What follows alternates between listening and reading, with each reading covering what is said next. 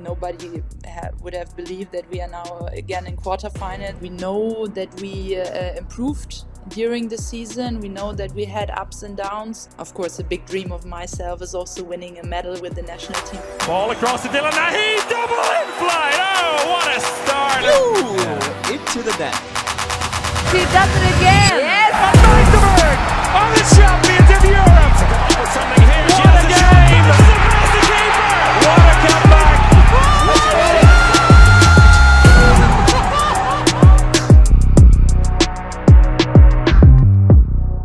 And then it is time to talk handball again, and it is the quarterfinals week in the Champions League this week. And we are recording just on Monday, and the next week is gonna be packed with a round that I love the most. I am Bengt Kunkel, and today I'm joined by two great co-hosts yet again. One man who actually knows this round quite well. Let's see whether he remembers how many times he has been in it, ladies and gentlemen. Victor, Tomàs, how are you? Hello guys, everything good? I can tell you, I don't remember. Did you actually ever miss it? So were you guys in the playoffs or in the group stage and haven't been going into the quarterfinals? I think that we missed. No, I don't think we missed the quarterfinals ever, but I'm not sure. Good on you. The only time I'm doubting a little bit is this season when Montpellier won the Champions League coming from the Group D.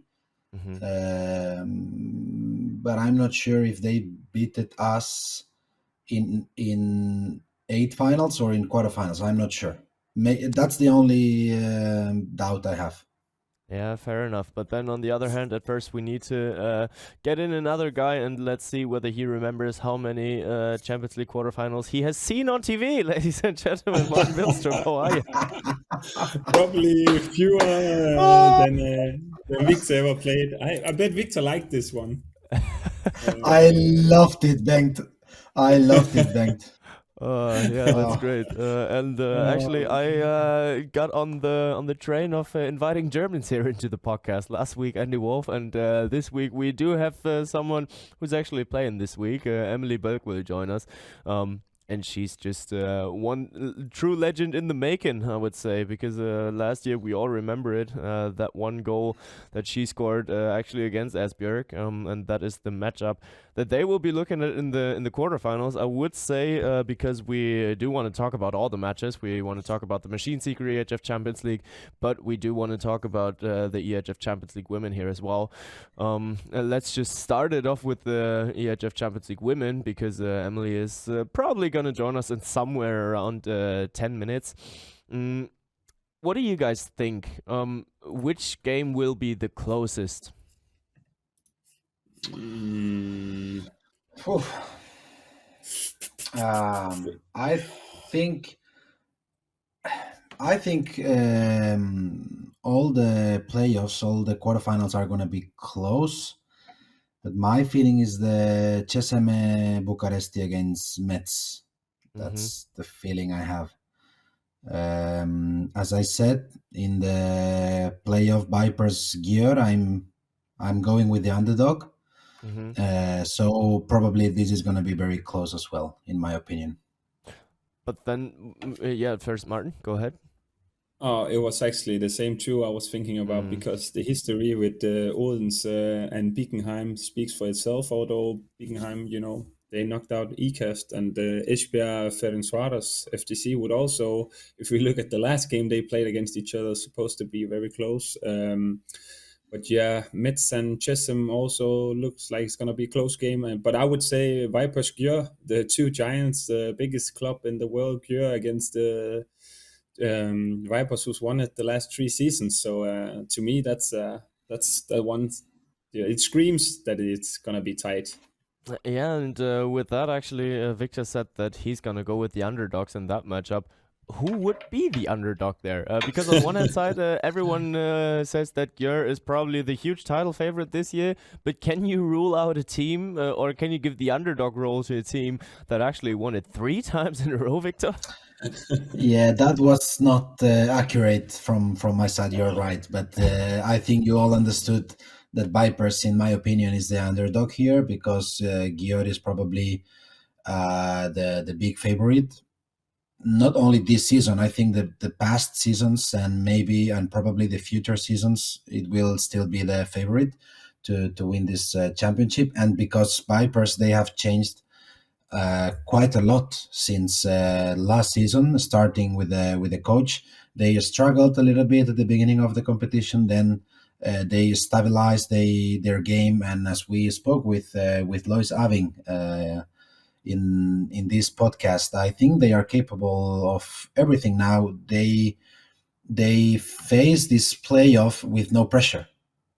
You know, if they lose this playoff, it's what it's supposed to happen. So I think that makes them quite dangerous. And if we cannot forget, they have names like Lunde, Biahireva, Lois Aving, Paula Arcos, Chapchet, Roberts, Suniva Andersen. So it's a lot of good players. Absolutely. And in general, I always feel, before we can go a little deeper into that analysis of all the matchups, out of all the rounds that are being played in the Champions League competitions, I always feel like I like the quarterfinals the most, apart from the final.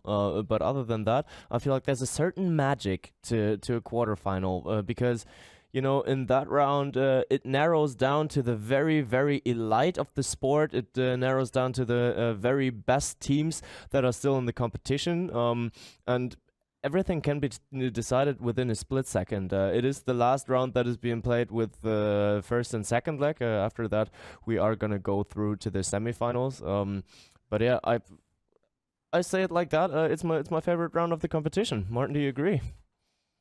It's definitely a special one because it's very crucial for a lot of teams, and it's going to be decisive for them if they look back on the season to say, okay, we were there, you know, at the EHF Final Four, because that's a place where all the teams want to be, and you have to make the cut. And if we look at the history also, I still remember the game Metz against FTC last year, you know, the comeback and, you know, those kind of crazy things going to happen whenever you play. It's the last round where you play home and away games. So obviously it's a little bit special because whenever you qualified for the Final Four, we all know how it's played. So yeah, it's something that we look a lot forward to because, as I said, Vipers Győr, whoever's going to lose it, either we have the Champions League winners going to be out, or the biggest club in the women's on the women's side, I would say, and the same with Metz and CSM Bucharesti. And yeah, all the matchups is very decisive for the teams if they look back on the season to call it a success or not. You know, I think Bickenheim is probably one of the teams that can be satisfied so far. FTC, they want to be there again. They're very competitive in the Hungarian league and also won the cup. So all teams that are left on the men's and the women's sides, they're big teams. I think it's the round where you still have time to solve your fuck ups, you know, because if you do it in the semifinals, you're out. But I think that we have seen crazy thing in quarterfinals, comebacks that maybe we never thought it could happen, and I think that's the beauty of this round. Yeah, and also absolutely. because many of the teams that are left, you know, whenever we looked at the group stage, we had FTC fighting against Rapid Bucharesti, who's going to make it through, and also Vipers that were at some point, you know, they were struggling a little bit in the group phase as well. But now, you know, a matchup away from the EHF Final Four. So, like, who cares about how it went in the group stage if they can make it through the cut? So, yeah, it's super interesting. And, yeah, there's not going to be that much free time to have a look because all the games are going to be played. So it's just going to be sticking to this couch with a lot of snacks. Yeah. Out of the upcoming 7 days, there will be 4 days where it's the Champions League action. So it's Wednesday and Thursday when the men are playing, and Saturday, Sunday it's the women's time for the Champions League. But yeah, just when you talked about breaks, it's a funny round in that case as well, because if we're looking at breaks, the last match in the Champions League is over a month ago, and the next games in the Champions League after the round will almost be another month. How do you cope with a break as long as that? Because there have been national team breaks in between there as well. Is it easy to find back into your rhythm, or is it maybe actually good as well that if you were maybe on a negative streak before the breaks, that you have time to reset and reboot? You go ahead, Martin. Yeah, I would say, probably easier for Víctor to say because he's been in it with the national team and all the big competition and the national league. I would say players at this point, even though that they're not playing the Champions League, they're playing a different tournament, as you said, with national team. So even though it's been a month, they've been on the roll, with a game every fifth or sixth day, even less probably. But of course, I would say some would argue that it's a good thing to be in the rhythm of the games and also the Champions League, because it's going to be so decisive. But all the players at the moment, they are playing all the time, 2 games a week. So I would say they're in a rhythm, although Champions League, it's always a special thing. But I think Víctor knows more about it, playing. It's special because it's also the knockout stage, you don't have room for, as you said, a little bit of a fuck up, where you're not there for 10 minutes, then you're 5, 6, 7 goals behind. You don't have that, to play against a different team, get some points. You have to be there or you're going to be kicked out. But I would say in general, it's best to be in a rhythm. Funnier to play games. I think it's good for some and bad for some others. We know that the momentum and the dynamics in handball, it's very difficult to change the momentums, And when you are in a good moment, you would love to play quarterfinals, semifinals, and final. Maybe 3 days in a row, because yes, because you are in a good moment, in a good rhythm. But for teams that are maybe going through some injuries or some bad momentum in their competitions, it's good for them, this national team break. So yeah, I would say it also. never.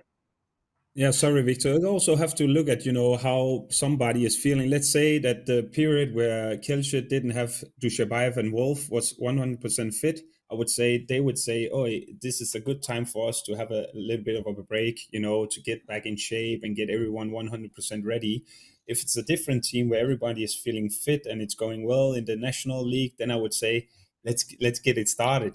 As Víctor says, bring it on. In general, I didn't like it. I didn't like it if we were first team to qualify for the quarterfinals and we don't play 8 finals. I didn't like it that long time in between the last Champions League game and quarterfinals. I never did, but some players liked it. So yeah, maybe we can ask to Emily a little later and see what she thinks about it. Yeah, and I mean, especially when you finish first in the group, there's almost 2 months in between. Almost 2 months in between last Machine Seeker EHF Champions League or EHF Champions League Women's match and the playoff round. But, we have been through that time. It is finally to get the handball back here. And maybe we can have a look at the matchup of Emily before she joins, because it is FTC against Esbjerg. It is last year's semifinal, and we will ask her, that's for sure, but she probably still has good memories because it was her scoring the final winner. I remember the winner, especially. Also, we had Bölk in Who Am I, and also Chris's iconic commentating. Bölk got the ball into her hands, and I actually also wanted to hear her what she was if she was thinking anything when she released the ball, because from my point of view, Bölk, she's shooting very hard. I would say this one was not the hardest shot I've seen from Emily Bölk. So, what was she thinking anything when she released the shot, or was it just about, there's 2 or 3 seconds left, I just have to, go for it? But if I remember correctly, also Esbjerg and and FTC, they played against each other already 2 times in this season. What can, any team benefit from that one? And in general, I would just say we've seen a different FTC team after they changed the coach. Yeah. Probably, yeah. But let's have another look at their opponents, because we will talk a lot about FTC just shortly. Martin, you can maybe judge it from a Danish perspective. What is Esbjerg having for a season? So far, an unbelievable season.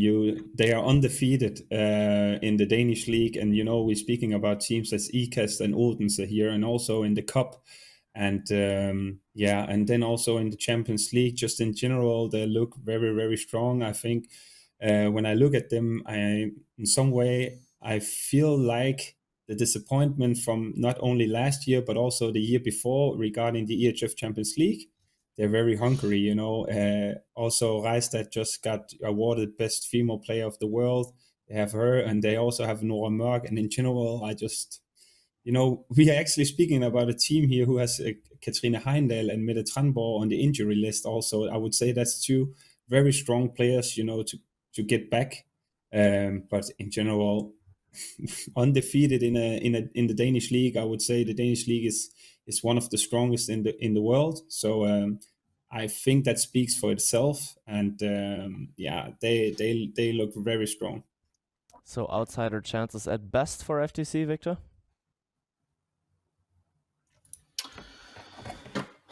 I think as I said earlier, I think in another episode, I think Esbjerg is the clear favorite because they won both games they played this season. I would say quite comfortably. But as Martin said, I think I have learned with FTC a little bit. So yeah, I think Esbjerg is the clear favorite, but I still see some chances for FTC to go through. Yeah, especially in the way that the season developed for them. One really has to see that, because I think it was 4 or 5 matches that they actually lost at the start of the season after they changed coaches in summer, but then it just didn't want to start properly with the new coach, so they had to let go of him later on then as well. But now that Allan Heine actually took over, they seem to be quite confident again. And well, once you are in the quarterfinals, you always stand a chance. There's always a chance that you go through to the semifinal. And last year, I want to see those people who would have bet on FTC before that semifinal matchup against Esbjerg. But they still managed to. I mean, it was special circumstances. We don't need to talk about that with the world record-breaking audience in Budapest last year. And they will for sure pull their energy out of those matches, out of those memories for the upcoming matches. To me, the big question is, how do you want to stop Henny Reistad and Nora Mørk? Also, the last time they played against each other, the 2 of them combined scored 21 goals out of 33. I think Nora Mørk made 11 and Henny Reistad made 10. And yeah, to me, how do we stop Henny Reistad would be the biggest question. And even though when you do, as I said, they have Nora Mørk and Reistad and also quality line players, but to me, the team that finds out how to stop the best player in the world, they broke the code and will have a big chance to do so. And who is a great person to maybe even ask that question? I know one. Bounces past the keeper and it goes in. Emily Bölk, nice to see you. How's it going? Hi. Thank you very much. I'm pretty good. And you guys? So far, so good. Everything good. So good. The same, yeah. It's great that you're joining us, and we have great timing with you joining us. Not just seeing you in the quarterfinals, but we've actually just been talking about your upcoming opponent, about Esbjerg. And Martin posed the question: how will you be able to stop Henny Reistad and Nora Mørk? I'm not gonna tell now about our tactical approach, of course. Maybe we can we can speak in 2.5 weeks when we hopefully succeeded. You want to come back? All in. Then maybe I can tell a bit more what we prepared. But no, I mean, they are amazing players. I mean, also with the national team, this is just, I think world-class handball what they are showing day by day. Doesn't matter if in Esbjerg or with the Norwegian national team, but also a lot of world-class Danish players in the team. So, of course, a tough team. They also went directly straight to the quarterfinals. I think also this shows how well they performed so far in Champions League also. So a bit different than our start in this season, but let's see. I think now we also are on a better level than in the beginning of the season. So I'm really looking forward to these matches. Especially talking... go ahead, Martin, sorry. No, we just spoke about it. Actually, it's funny that you bring it up, Emily. And first of all, nice that you got time for us to join us here on the podcast because we spoke about being in a rhythm or not. As you said, Esbjerg directly qualified for the quarterfinals. You had to play a game before that. Are you as a person? Do you prefer to be in the rhythm, or would you see this kind of a break that Esbjerg had as a benefit? I think this depends on how you see it, because when you see when you look at the amount of matches we have, of course, sometimes also a bit of break, like more focus on recovery, sharing the task, maybe also give some off days, which also gives a lot of energy for the upcoming weeks now, especially in the end of the season, also, or gives some injured players some time to come back and to recover fully. So in this case, of course, this is amazing to skip this playoff round. But all in all, I also really enjoy Champions League matches. I love also being in the rhythm, having a lot of matches, and of course also on this level. So I mean, we didn't have really a choice. We were lucky that we went through actually, but I'm not sad that we could not go straight to the quarterfinals. I think it's also good for us to have these matches on this level. But also I think Esbjerg is now playing playoffs in the Danish league, so they have also pretty tough matches like on the domestic league level. So I don't know if they miss actually this level. Yeah, I just wanted to say thank you again to take the time to be here with us. I think this season it has been a little bit a roller coaster because especially in Champions League the team didn't start quite well. It has been quite a lot of changes. Talking about the coach, and you still manage to cope with all these problems and go back as a team and win some important games in Champions League and now be in the quarterfinals. But of course, you're going to play against Esbjerg, which you lost both games in the group phase. So how are you facing all these problems as a team and now this playoff as a team mentally? Because it's quite difficult to face this playoff mentally when you play against a team that has win against you, let's say, quite comfortably. True, but I don't know if this is advantage or disadvantage actually, because sometimes also this underdog role can, free some extra percentage or just have some. It's easier maybe to reach the 100% than compared to maybe Esbjerg, who has the pressure because they finished in the better position in the group or won already twice against us in the group phase. So we will see. But I think when we look back at our matches against them, this was not what we are able to perform. This was not our max. And we know that we improved during the season. We know that we had ups and downs. And also we proved that we can come back already as a team, that we are functioning as a team. So I think everybody is afraid of this. And we just look forward to meet them again and to maybe have a a third chance or fourth, maybe also then the return match to change our performance against them. I would say, the underdog role, is that something you feel comfortable in? Because you spoke about it, but also bringing up good memories last year against Metz. You lost at home and then won away. Last year against Esbjerg also, yourself also scored the last goal. I would say that was also an underdog in those two matchups. Is it something that FTC and you in general feel comfortable in, because also winning the Hungarian league and No, not I League think Cup, yes. sorry. Yeah. Yeah. I think yes. When there's not really that much pressure on you, you can just win actually. So this is for sure an advantage mentally.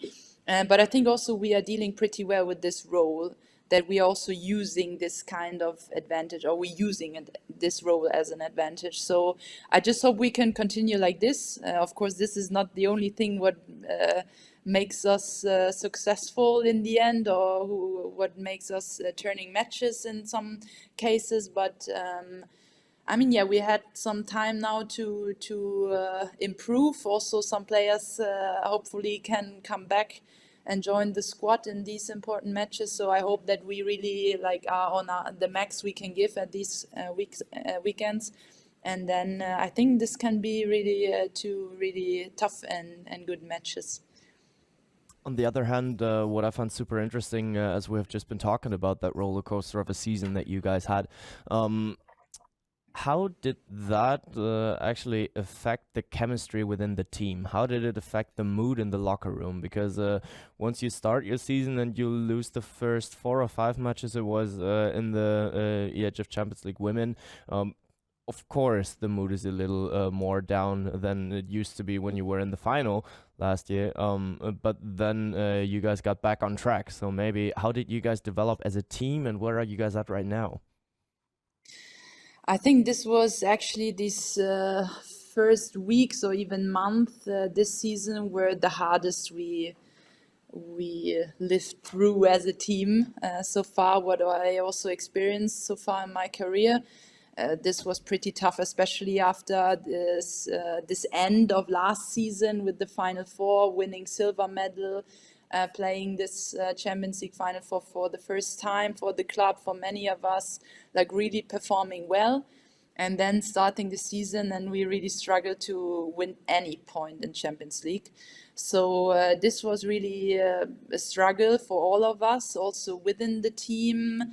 But this is what makes us, or made us maybe even stronger, because we didn't break in between, or we didn't fight against each other. We really tried to stick even more together and work on us, improve, see what can we do better, what are the mistakes, what each of us needs to perform better, and then step by step, really slow or too slow sometimes, but step by step we really fought back into the season. And when I look back now, it's like a joke, really. Nobody would have believed that we are now again in quarterfinals, that we won Hungarian Cup, that we are ahead in the domestic league also by 4 points against Győr.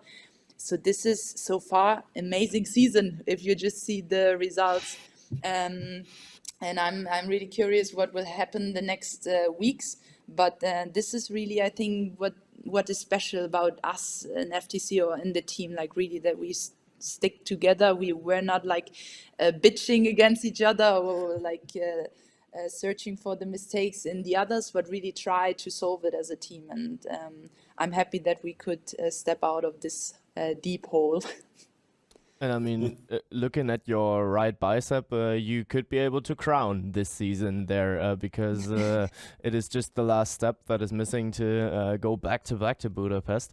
And especially from your perspective, you have been in that glorious EHF Final Four last year with a very, very central role, to say the least. And then there was that world record of spectators for a women's handball match. How does the EHF Final Four feel on the court for a player? What experience is Budapest?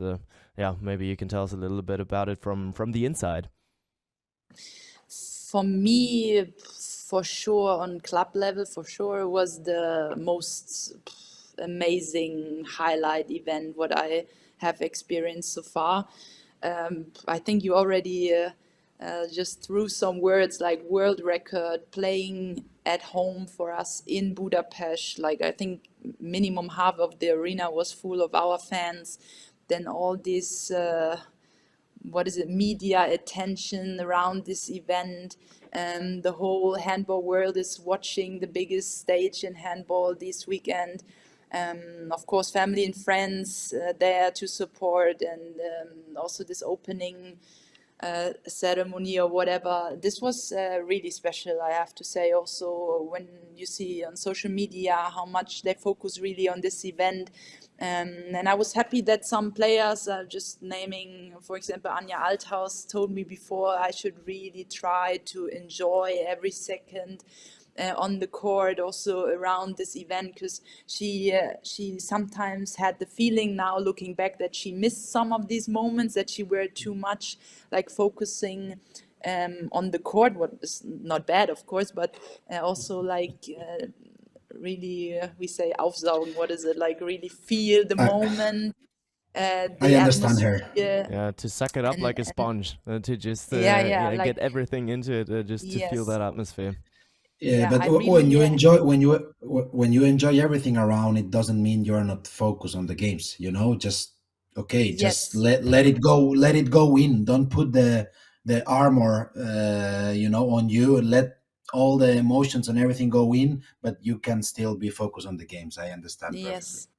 Yes, of course. But I mean, it's also different from person to person. Some really needs to be focused, needs also not to be distracted at all. Maybe also need to be for themselves before the matches, listen to their own music. I don't know. Everyone is different, but I really had the feeling I was able to like really feel everything around me. Also during warm up, for example, when our fan song was played and the whole arena was singing and celebrating, I really got goosebumps, and I was like, what the fuck is going on today? Like, this was amazing, really amazing. And then, of course, our comeback in semi-final, and then, of course, also for me, the buzzer beater goal was also a moment to remember. But all in all, this was just amazing. Like, being the first time at the Final Four for me personally, for the club, for most of the girls at home, our fans, world record, then also going to the final. This was really amazing weekend.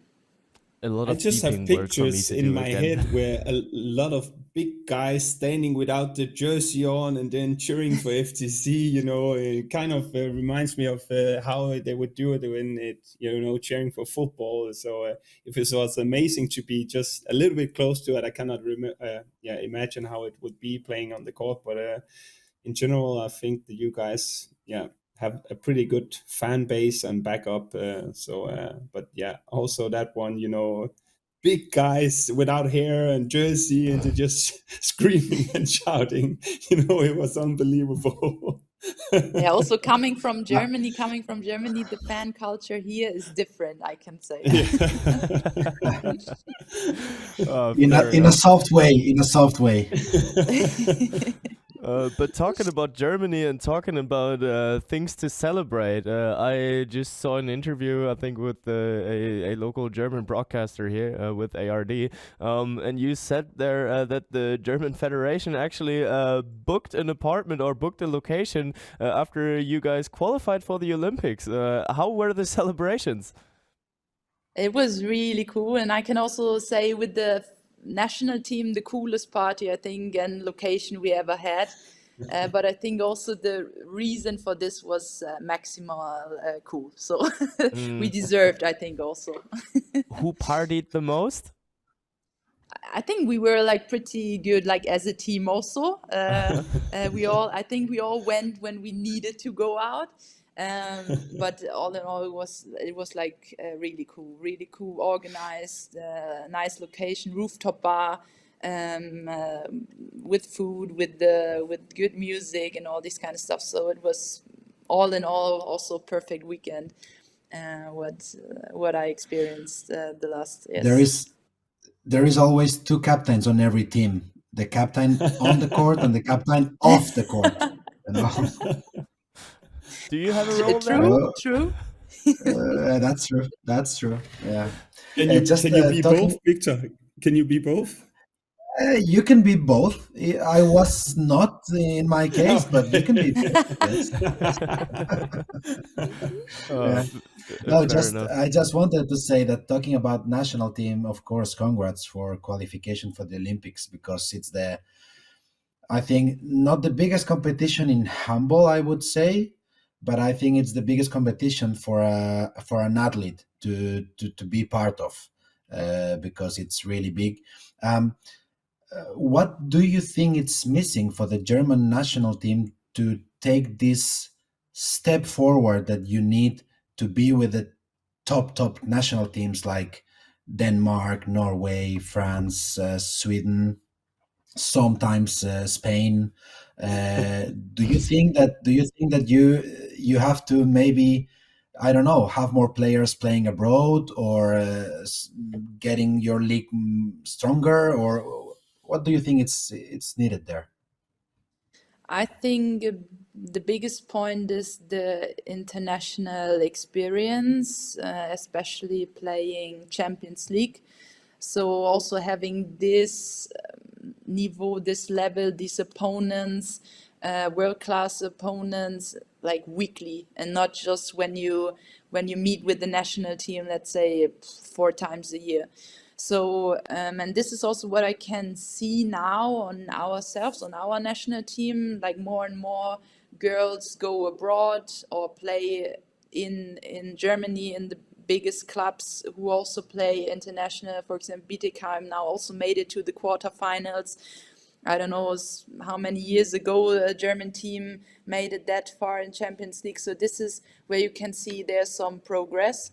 And I really think that this is the biggest thing, what we can improve, not the fastest, but this experience, what we make individually in these clubs, in these top clubs, will help us a lot in the national team also the next years.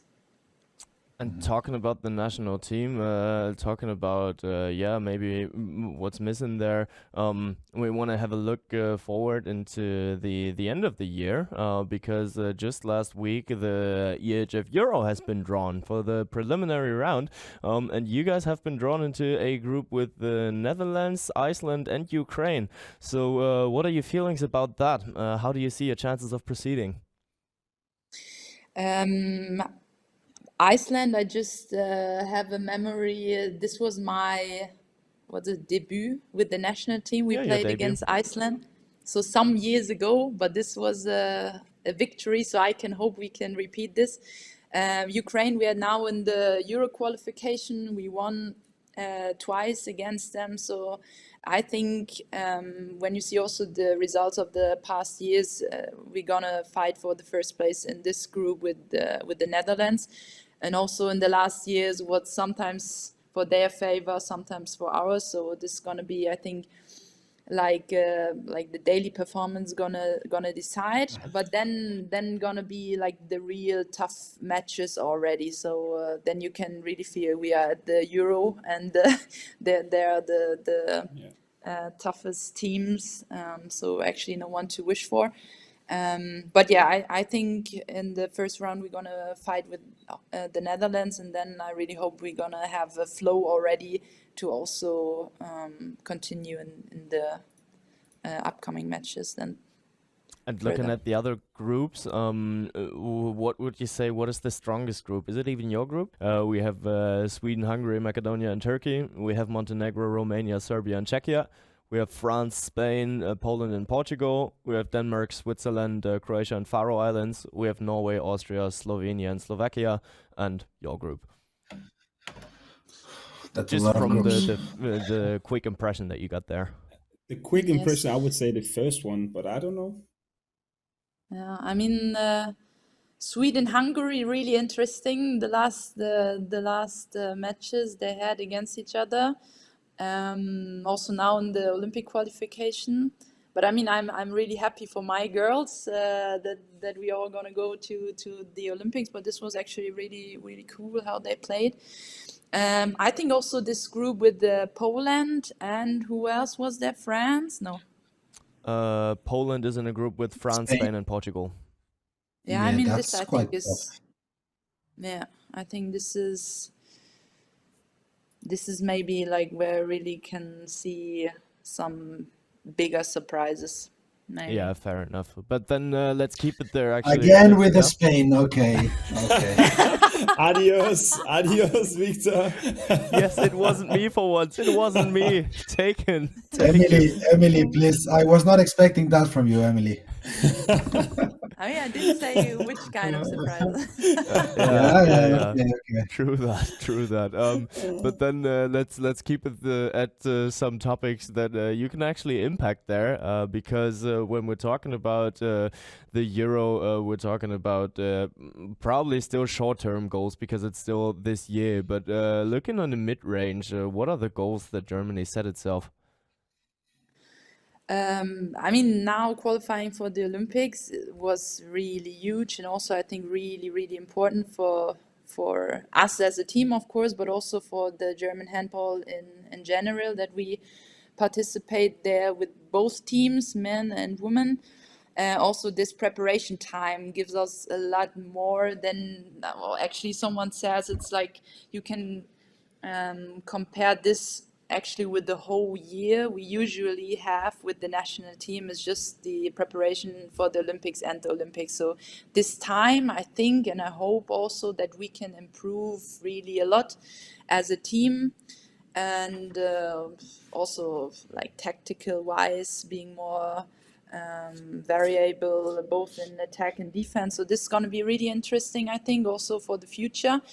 And then, of course, 2025 we have the home World Championship with the Netherlands. So this is going to be, of course, really important also for us, using the stage at home, the crowd, home crowd to support us, on home base. And of course, for longer term, we really want to reach the top 4 and also make the step into the semifinals.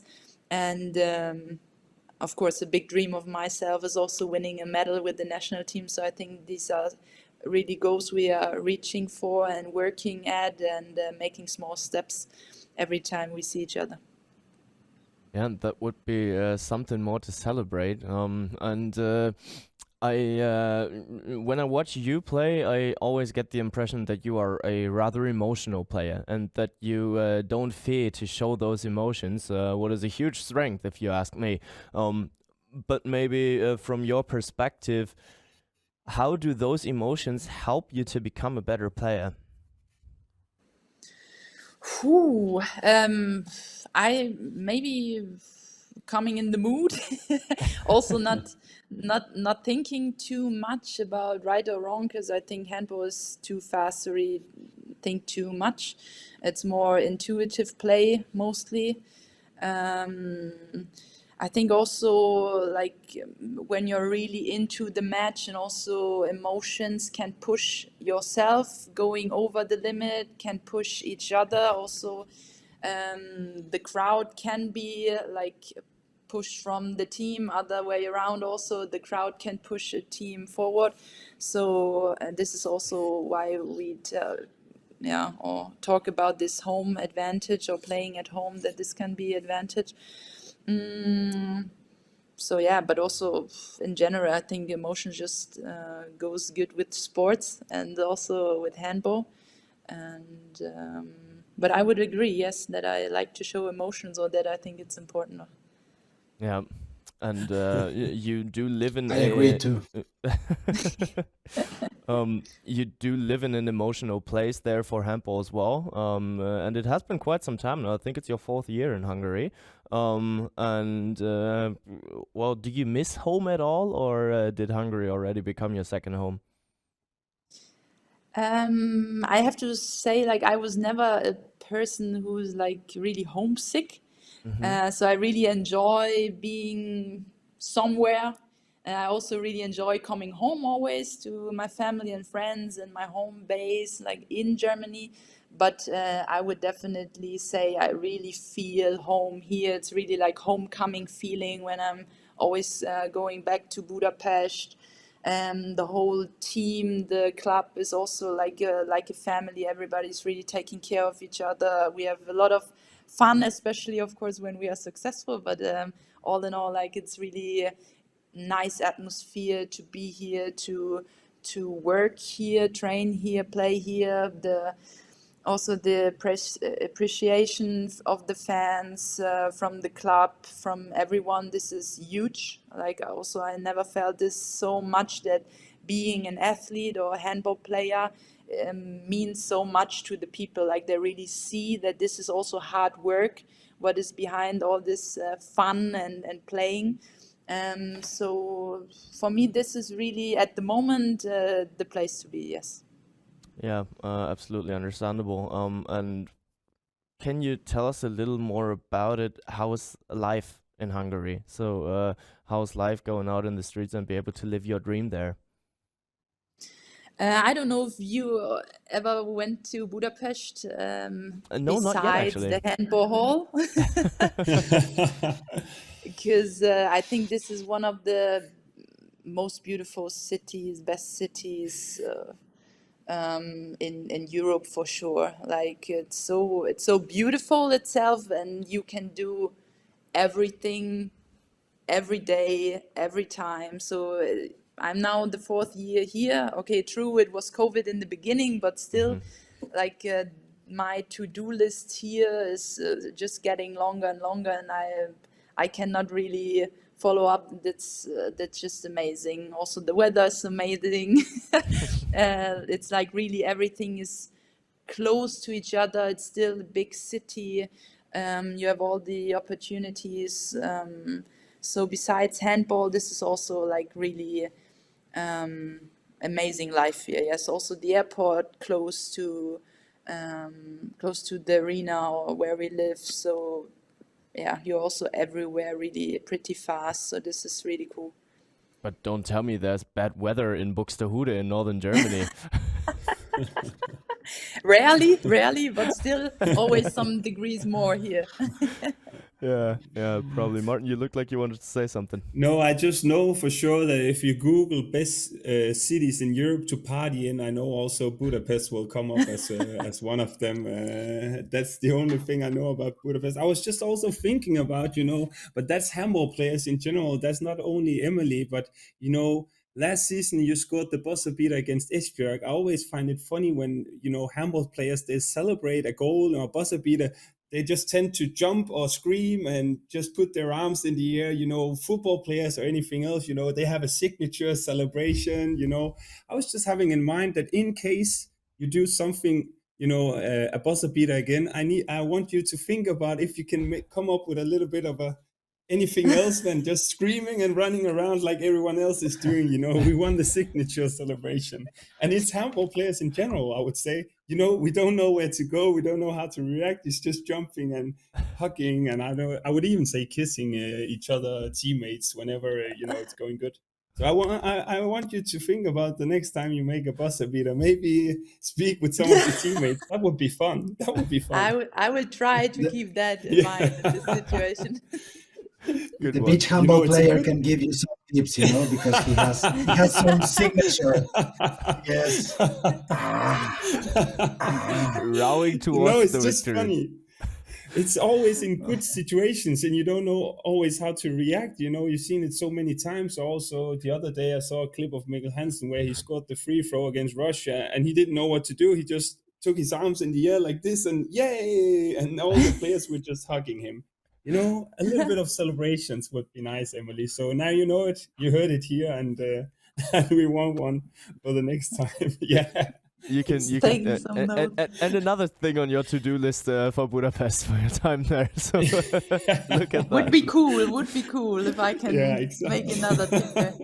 Yeah, absolutely. But I don't know why I was thinking about it, but yeah, sorry, I'm thinking out loud here.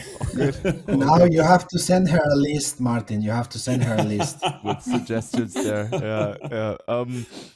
But actually, to keep it at your personal traveling career there, I actually have to throw the boys here under the bus a little bit, because we're always playing a little game here called Who Am I? So where I'm giving the boys some hints, and with that hints they need to guess who we're looking for. We did play it with or over you there, and you were quite hard to guess, because I was given a hint with your academy year in Denmark. Maybe you can tell us a little bit about us. That was the worst, because then we were thinking about a Danish or Scandinavian player all Exactly. F time, and that was this season 2012 and 13. I don't know when was it. No, in Denmark, it got us really out of the clue. I mean, I can How was it? understand, because I was 14 there, so not really on international list, or not really known probably in senior on senior level. But yes, actually, I mean, it's true. I was 1 year in Denmark, in Viborg. This was the first year of the sports academy.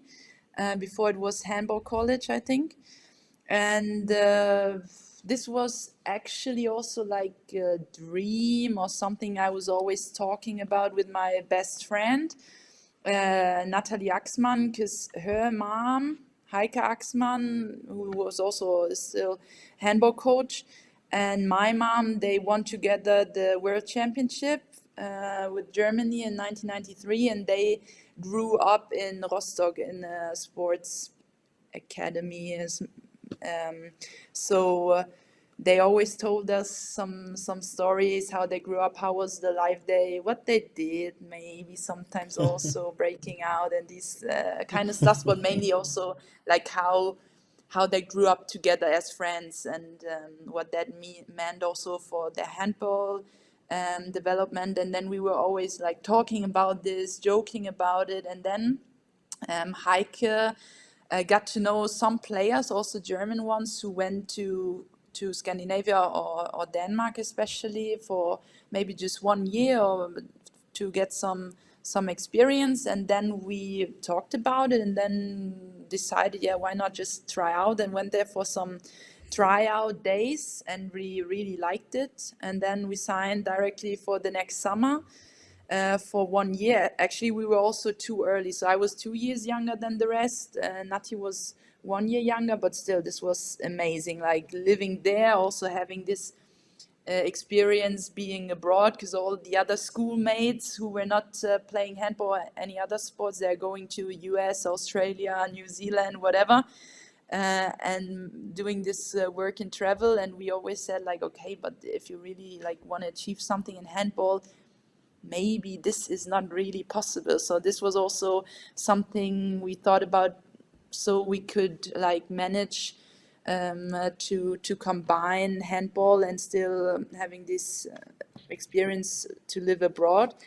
And then we did it for 1 year, basically living there together, training with also other Danish player, playing also for Viborg on club level, having some extra technical training with the ones who were living at the academy, at the college, also going to school there. So this was also really cool.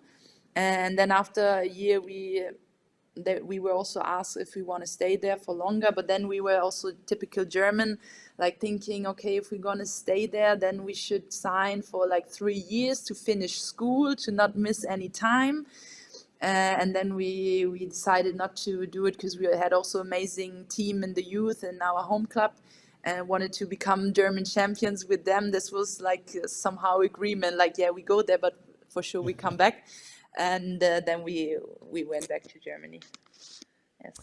Yeah, and we're lucky that you're here. I'm talking from a German perspective here, so that you did become a little German wanderer, Martin. Who won that round of Who Am I? It was you, Martin. It was you. Of course, it was the Dane. Of course, it was the Dane. Denmark is not the worst place to live in, I have to say. It's not the worst. Just They saying do from have an good handball objective clubs there. perspective here. Yeah, they It's do worse have than Budapest and Barcelona, that's for sure. Okay. I'm not gonna come You and don't have to argue on agree that. here. It's okay. Cool. But yeah, good handball clubs in Denmark are there for sure. And you guys are gonna face one in the near future, and that's where we are wishing you the best of luck, so that all your hopes and dreams are coming through and coming true on club and national level for you. We're crossing our fingers for you here as well. And want to say thank you for your time. Thank you so much, and see you soon, hopefully. Hopefully, yes. See you, Emily. Thank you. See you around, Emily. Yeah. Another great guest and some more great talks. She seems confident about the quarterfinals. So they do have their tactics prepared, even though you weren't able to tickle them out of Emily. Well, we are excited to see what they can come up with, but yeah, Emily seems she's a heartwarming person and just great company in general. So yeah, super excited, and whether also the aspect of they facing each other earlier, Esbjerg won it. How much do they want to change from those games, and how much do FTC want to change? Obviously, they lost those two, so they will look at it an extra time, and then they probably gonna shake it up a little bit and bring something that Esbjerg probably haven't prepared themselves. We will see, and it's gonna be an interesting matchup. But yeah, a great guest, Emily. Yeah, that's for sure. But looking at the clock, we do need to speed it up here a little bit to get all the other matches in here as well.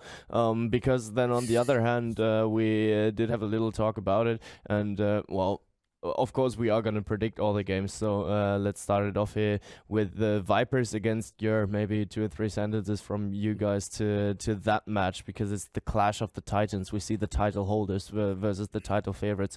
Víctor, Tomàs, who's going to make it? You're talking only about the first match, right?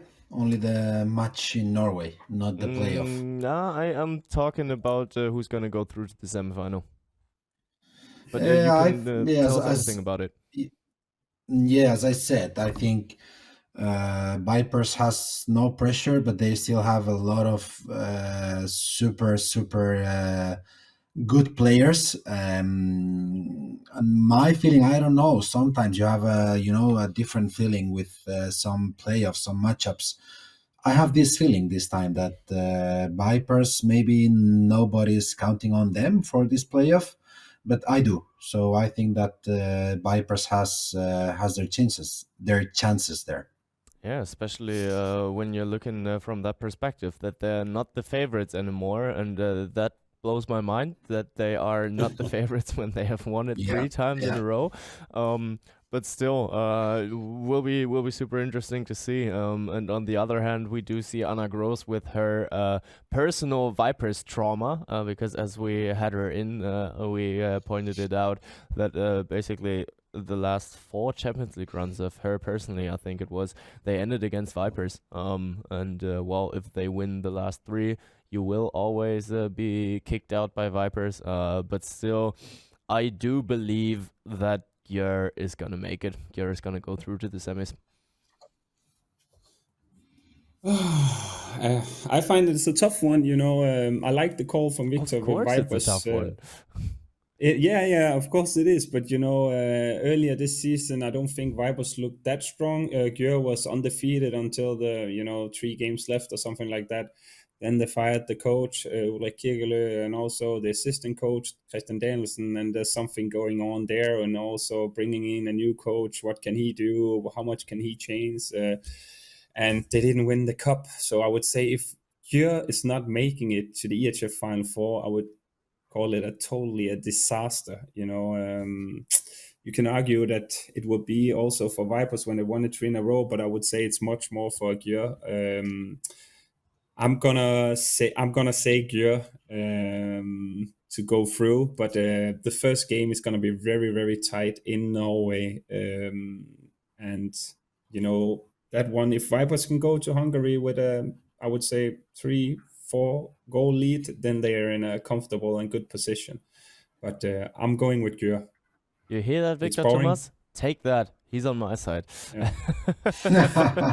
But I like the call from Víctor because, as he said, sometimes whenever you look at matchups, you don't expect it. And when Víctor said it, I was looking at the other games and I was like, okay, we need a surprise somewhere. And if it's not in this match, where do I see it myself, Martin? And I'm struggling to find one in the other ones, but Yeah. yeah. Fair enough. Next one that we're talking about is the other one that you guys called super close, Česome against Metz, and I'm even struggling to find a favorite role there. Yeah, me too. I said Metz before the season and I have to stick with Metz, so it's pretty easy for me that I'm gonna say Metz again, and yeah, they're gonna go through. Víctor, what you say? I'm going to the other side because I said that Česome is going to win it all this season. So I'm going with Česome, but I really don't have a lot of arguments to say why, because I think it's a very, very tight playoff. Probably Yeah, 100%. the toughest one. Don't do that to me because I was so happy that Martin was on my side and I don't want to lose him here for the next one. But unfortunately, I am going to look into the direction of Christina and Iago here. They looked so solid in their playoff matchup against Krim, winning 30-24 in both legs. And yeah, I do think that the Bucharesti train is rolling and Metz is not going to stop them. It's just going to be even more funny when Metz are kicking them out, then I don't think Metz 2 years in a row going to be kicked out in the quarterfinal. They did last year against FTC, but also on the other hand, as you said, no Final Four again without Niago. Yeah. That's also something, but I'm sticking with Metz for sure. Will be super interesting. But on the other side, when you're talking about not 2 years in a row that Metz is going to be kicked out in the quarterfinals, will it be 5 games in a row that Bietigheim is losing against Odense, or do they stand a chance? Have they broken their Danish curse? If you ask me again, I'm gonna say that they kicked out one Danish team, and I don't think they're gonna kick out another one. I think Odense got what it takes, and I think Odense will take this one. Probably the game in Germany is gonna be close. They're also in a comfortable position in the playoffs. In Denmark, they won 3 out of 3, and they're number 1 in their group, and probably just gonna need another win, and then they're through to the semifinals. So in the Danish league, so they can focus on that game, and with Ole Schekstad, the coach, also experienced, from Vipers, and Bietigheim has to come up with something special. Either the goalkeeper delivers one more time, unbelievable performance for me to see if they gonna make it. And they are the big favorites, Odense, and I'm gonna say Odense. Yeah, I am looking to the right direction. Víctor, you're probably not going to disagree on that, right? No, I'm not disagreeing, but I think it's going to be tighter than we think. I don't think that Bietigheim is going to lose by 12, 13 goals again in Denmark, and especially if they are capable to get a good result in the first game in Germany. The group phase game in Germany, Bietigheim lost 25-28. It was 3 goals. I think with the momentum, maybe after kicking ICAST out of the competition, who knows if they get a good result at home? Who knows? I think Odense is the favorite, but I don't think it's going to be a big difference on that one either. Yeah, I'm agreeing on that. I don't see that it will be a super clear result. At Bietigheim, they evolved. They developed throughout the season, and they were able to overcome obstacles because as they were leaving the group stage, they were probably with their backs against the wall, and I wouldn't have bet a single penny on them winning against ICAST, but they threw them out of the competition. And That's why I still count them into the race, but let's be honest, they're still the clear underdogs, and they have been having their intense problems with Odense, and I don't see it happening that they are gonna come through here. Unfortunately, because I'm still looking through German glasses here, and it's the next German-Danish clash, and we have a Danish-Hungarian clash still left to predict.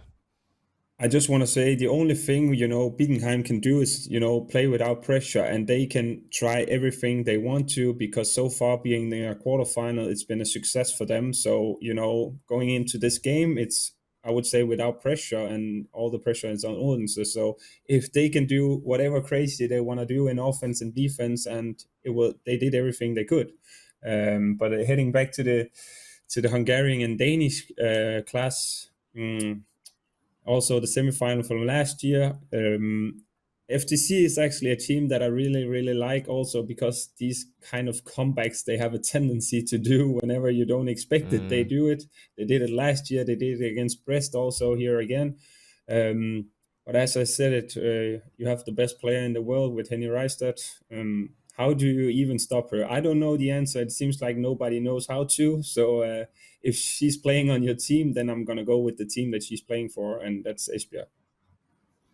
Yeah, Victor, go ahead. Yeah, me too.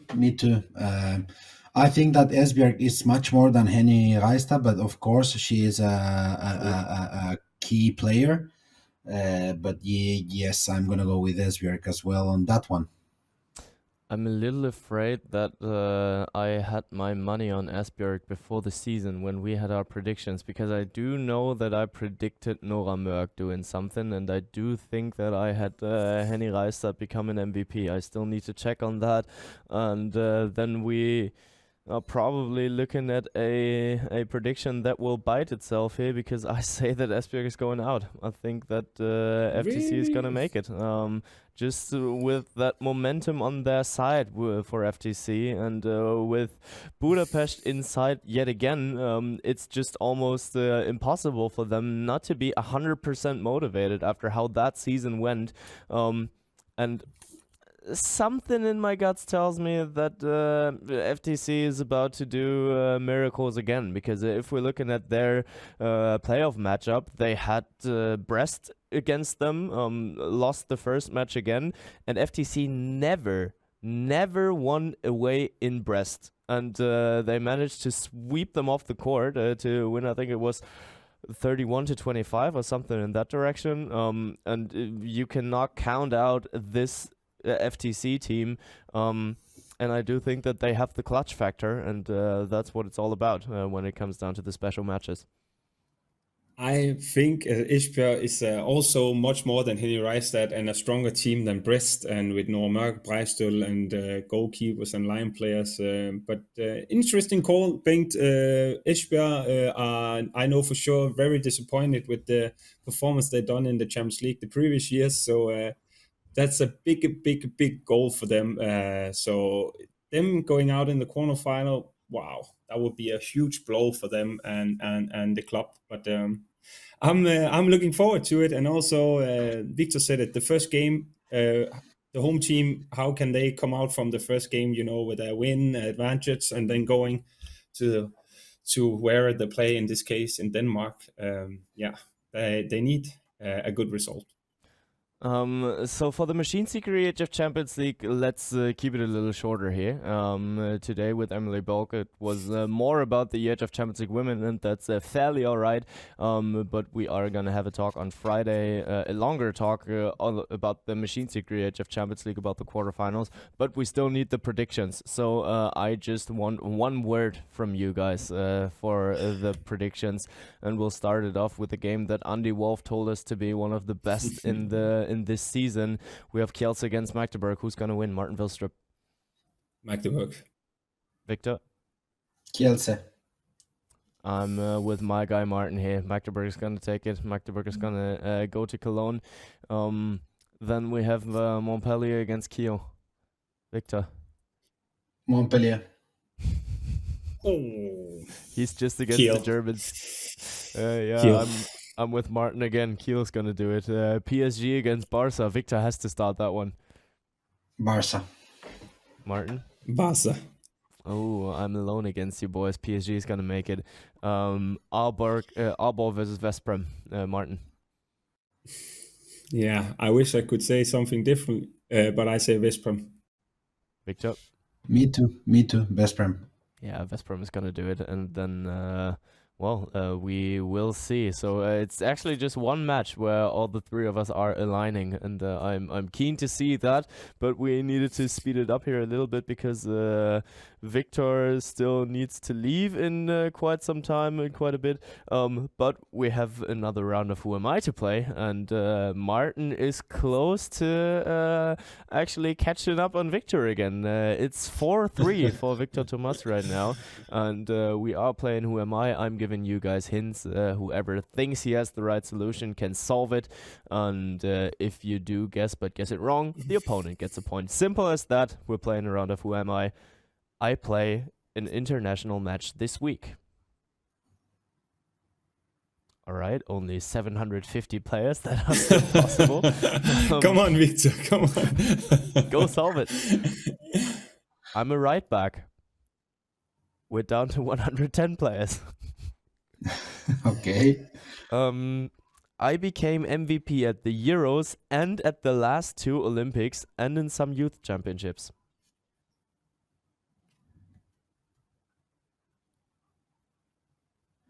Okay. I became MVP at the Euro. Euro. I'm not saying which Euro, but I became MVP at the Euro, and the last 2 Olympics I became MVP. The last 2 Olympics. I'm going for it.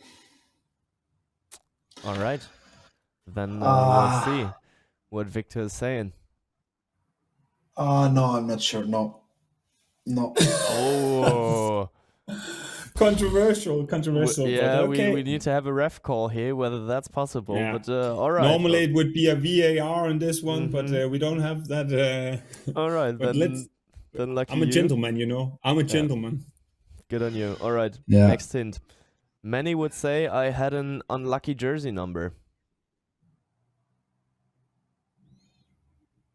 I scored 84 goals in my first season for my new club last year and instantly became MVP of the EHF Final Four.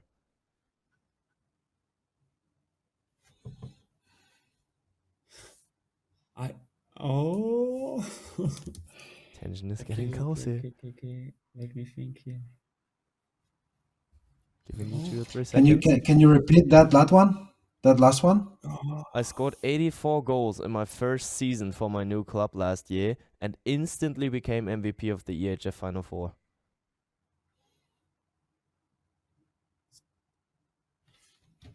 What? Yeah, that is...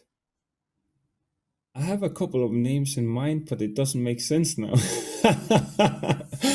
Alright, then I am gonna give you the next hint. I scored 17 goals combined in both legs in both legs of the playoffs against Scheffler.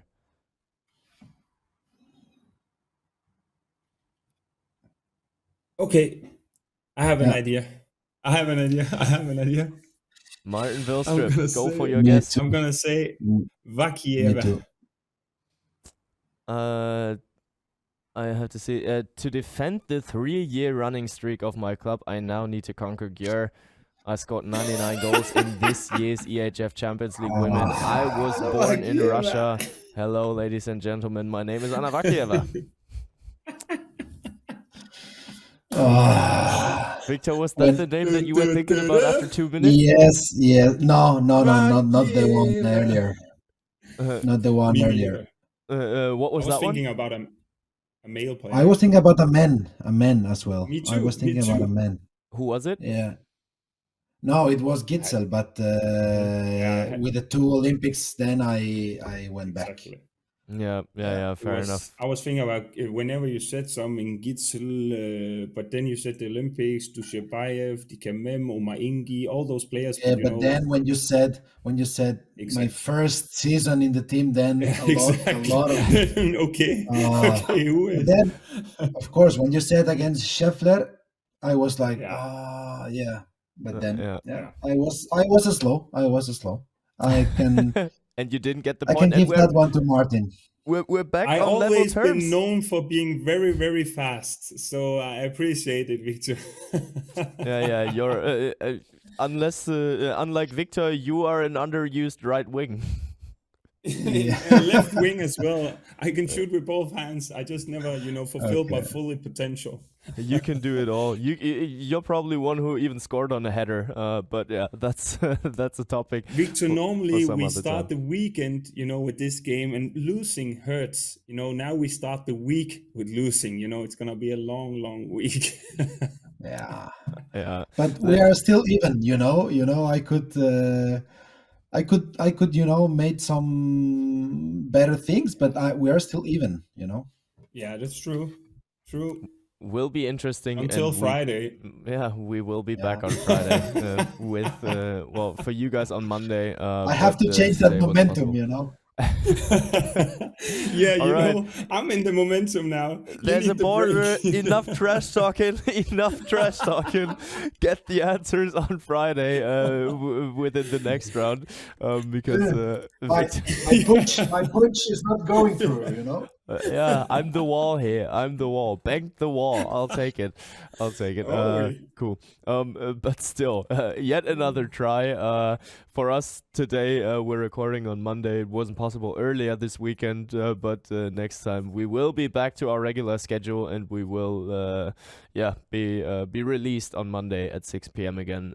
But until then, I would say, guys, make yourselves a great week of handball. Martin, what's up? No, I'm gonna save it for the next episode. And I have a request, for the listeners, but I'm gonna save it for the next one. But make sure to remember it, because you're getting older. I don't know whether you can still remember everything on Friday. What you thought of on Monday. Cool.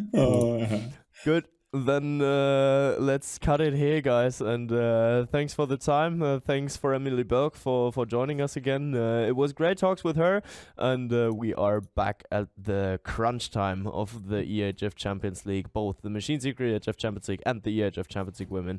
And we're looking forward to it. It's going to be a great week. And with that, I will leave you guys out there till next time, when it's time to talk handball again. Ball across to Dylan Nahi, double in flight. Oh, what a start! Into the net. She does it again. Yes, on Bölk on the champion.